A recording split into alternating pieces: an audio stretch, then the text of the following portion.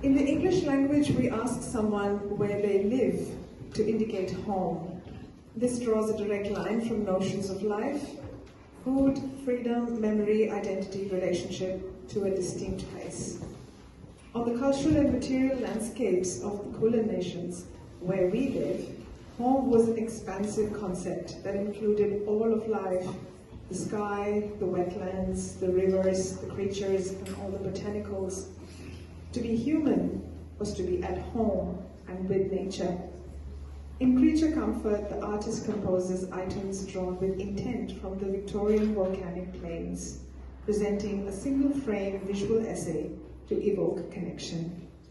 Fatima, I'm really keen to know about the different elements, and we've had a conversation briefly about this when we were hanging and chatting, but I'm very keen to know about the different elements in the piece and how they conceptualized as a single concept for Creature Comfort for you. Thanks, Jasmeet. So I want to first acknowledge that this was created on Wadawurrung country, and I've moved house recently and I'm still on Wadawurrung country, which I think evokes the idea of those artificial boundaries that we've placed around what we consider our neighborhood. So in terms of the elements, I just want to, like, on the surface, the things that I actually collected around the creek near my previous home, which are actually associated with the Victorian volcanic plains. So few people realize that the western suburbs of Melbourne historically were a food bowl for the Wadawurrung people and their Bunurong neighbours. And a lot of those botanicals were actually not just sources of food, actually, but for the things that they needed in daily life, like the rushes. So there's like lamandra there. I'm just going to identify a few things here. So there's saltbush berries there. I think that's a leptospermum. That's a blue box leaf. That's a storkbill. Basalt, daisy. I mean, this is also like a volcanic region, which explains why the soils around Werribee are actually quite red because of the iron content. There's some water blossoms in there as well. And I also want to identify, there's an emu feather. So emus are like really important in Wadawurrung law. And there's a cockatoo feather in there as well. There's other things I could have collected, but yeah, they weren't sort of readily available. But so on the surface, that's kind of sort of what it represented. Home as something that's nourishing, that nourishes us, that comforts us. We are all creatures of comfort, and we need food, and we need the certainty of the seasons to be able to thrive. And that's what Aboriginal people did for tens of thousands of years on this landscape. So I really wanted to connect to that. And on a personal level, I guess, you know, as someone who moved to this country in late 2001, I think, so it's coming up to 25 years, I really struggle. You can imagine, I'm not sure how much you remember about this first 4 or 5 years of the millennium when, and you know, there was a lot of political heat around 9/11 and all that sort of stuff. So it was really disorienting. It's disorienting to move countries, but to sort of have that Islamophobia around you, there's a lot of anti-Aboriginal discrimination. I really didn't know what it meant to hold allegiance and where I could belong, and it didn't feel, it felt like a very hostile climate.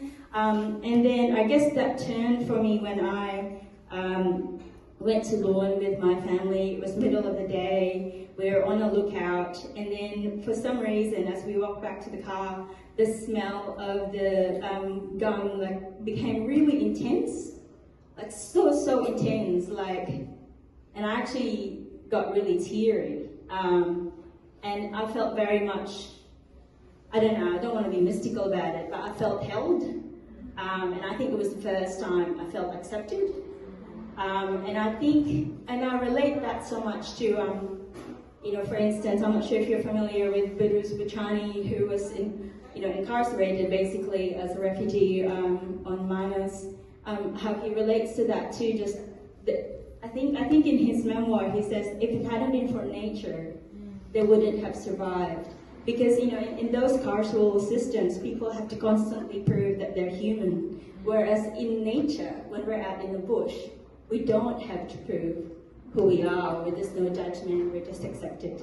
I think I've kind of rambled on for a bit and strayed quite away from your question. You've like a pro, you have actually covered my next question. Are you surprised? Which was about the role that nature plays in the creation of this particular work, and you've spoken about it, quite beautifully and tied together. But would you like to add anything else, or? Sure. Yeah, I guess I just wanted to make a point around relationships of responsibility and what regularity and commitment means. Because, so as part of my sort of feeling like I'm making sense of where I am and who I'm with, a lot of it was actually just involved taking walks around the creek. And when you do anything with any level of regularity, you start sort of picking up patterns. So I started figuring out which hollow, the parrots particularly loved, and what time of year the pobblewonks and the marsh frogs were going. So it's sort of like, and it adds to your vocabulary as well. So I guess I just wanted to bring it back again, just in terms of, when people go out to the bush to enjoy nature, but that's not a relationship.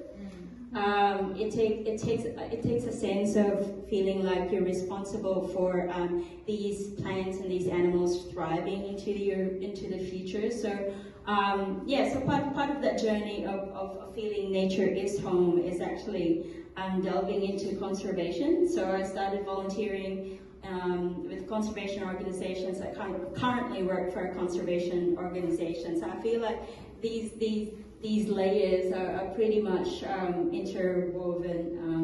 So yeah, it's been a really beautiful opportunity to be part of this exhibition and sort of, I guess, visualize. And I should say, I completely skipped the part, there's an egg in there. Because I thought, I live out in Wyndham Vale, or in the city of Wyndham, which is so diverse. And I thought about how, this landscape's a food wall, and I thought about how Aboriginal people were one of the first bread makers, and bread making as a universal domestic activity actually from across all continents. So I thought there was something in there that pulled us all together as well.